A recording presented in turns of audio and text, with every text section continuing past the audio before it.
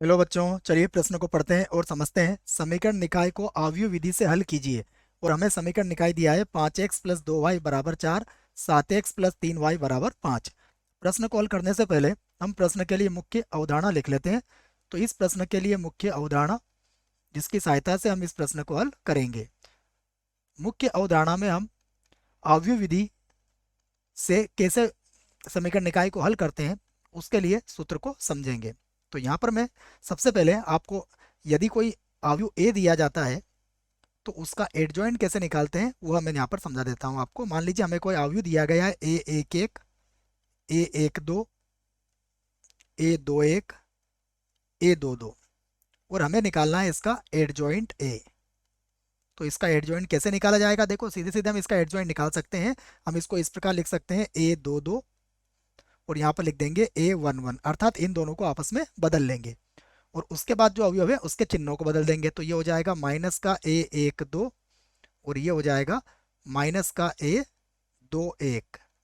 तो यह आपका एडजॉइंट निकालने का तरीका हुआ। उसके बाद यदि हमें प्रतिलोम निकालना है तो प्रतिलोम कैसे निकालेंगे हम, या फिर व्युत्क्रम कैसे निकालेंगे, इसका सूत्र भी हमें याद रखना पड़ेगा। ये होता है 1 बटा सारणिक ए और गुणा एडजॉइंट ए। तो ये दो बातें हैं। उसके बाद आव्यूह विधि का जो सूत्र है वो भी मैं लिख देता हूँ। आव्यूह विधि के लिए जो सूत्र प्रयोग में हम लेके आते हैं तो हमें पता है कि ये होता है ए का इनवर्स बी और बराबर होता है एक्स।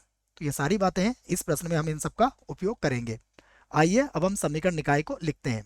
तो हमें जो समीकरण निकाय दिया है वो क्या है, देखिए मैं लिख लेता हूँ समीकरण निकाय।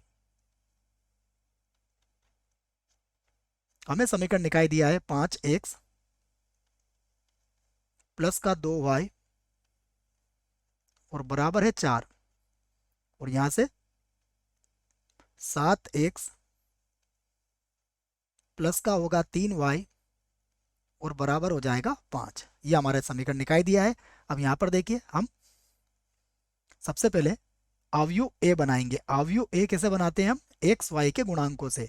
तो ये होगा 5, यहाँ पर होगा 2, यहाँ पर होगा 7 और यहाँ पर हो जाएगा 3। यह अवयव ए हो गया। उसके बाद लिखेंगे बी।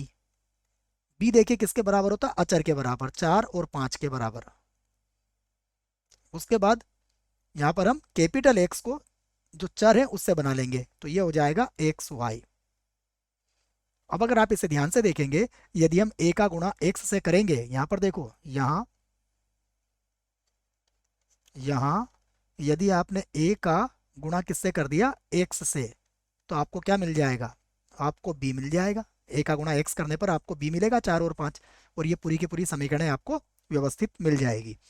अब यदि हमें एक्स का मान निकालना है तो देखिए यहाँ पर हम क्या करेंगे, ए इनवर्स का या फिर ए के व्युत्क्रम का दोनों पक्षों में गुणा कर देंगे। उसी की सहायता से इस सूत्र को बनाया गया है। तो इसको हम क्या लिख सकते हैं? अब इसको हम लिख सकते हैं एक्स बराबर ए का व्युत्क्रम गुणा बी लिख सकते हैं इसको। तो इसे हम समीकरण 1 बना देते हैं। और अब हम क्या करेंगे, यहाँ पर ए का प्रतिलोम ज्ञात करने का प्रयास करेंगे। तो ए का प्रतिलोम ज्ञात करने के लिए सबसे पहले हमें क्या ज्ञात करना पड़ेगा? हमें ज्ञात करना पड़ेगा ए का सारणिक। तो यहाँ पर मैं ए का सारणिक बना रहा हूँ। ए का सारणिक होगा यहाँ पर 5 2 7 3। यहाँ पर लिख देता हूँ मैं 5, लिख रहा हूँ, 1 मिनट, 5 2 7 3। यहाँ लिख देता हूँ मैं 5 2 7 3। ये हो जाएगा, देखिए 5 2 7 3। इसे हल कर लेते हैं। तो 5 का 3 से गुणा करेंगे तो ये हो जाएगा 15, माइनस 7 का 2 से गुणा करेंगे तो हो जाएगा 14। बराबर कितना आया? 1। और अगर बराबर 1 आया है अर्थात ये 0 के बराबर नहीं है। तो हम कह सकते हैं कि इसलिए इसलिए ए के प्रतिलोम का अस्तित्व है। अस्तित्व है। ठीक है बच्चों, ये बात मैं यहाँ भी देख लेता हूँ। यहाँ पर जहाँ सूत्र लिखा था मैंने, इस सूत्र में भी मैं यहाँ लिख देता हूँ। देखिए ये बात आप याद रखें कि यहाँ पर सारणिक ए का मान कभी भी 0 के बराबर नहीं होता है। इसको हम थोड़ा सा भूल गए थे, तो अब हमने इसको यहाँ पर लिख लिया है। आइए आगे बढ़ते हैं। अब हम एडजॉइंट ए निकालते हैं। तो एडजॉइंट ए, अब एट जॉइंट ए मैंने आपको क्या बताया कैसे निकलेगा, एट जॉइंट ए निकलेगा 5 और 3 को तो हम बदल लेंगे, तो यहाँ तो हो जाएगा 3 और यहाँ पर हो जाएगा 5, और इसके चिन्हों को बदलेंगे तो ये -2 हो जाएगा और ये -7 यहाँ पर हो जाएगा। ये एट जॉइंट हो गया। अब हम इसका व्युत्क्रम ज्ञात कर लेते हैं, तो मैं इसी आधार पर अब इसका लिख सकता हूँ व्युत्क्रम। देखिए यहाँ से लिख लेता हूँ इसका व्युत्क्रम, ए का व्युत्क्रम बराबर 1/सारणी के, और ये हो जाएगा एट जॉइंट ए। तो 1/सारणी ए का मान कितना आया 1, और एट जॉइंट कितना है हमारे पास, ये है 3, -2, -7 और 5। तो 1/1 का तो लिखने का कोई तात्पर्य है ही नहीं, तो ये बराबर हो जाएगा 3, -2, -7 और यहाँ पर हो जाएगा 5। तो ये हमने ए का व्युत्क्रम ज्ञात कर लिया है। अब हम समीकरण नंबर 1 में मान रख के एक्स वाई के मान ज्ञात कर सकते हैं। तो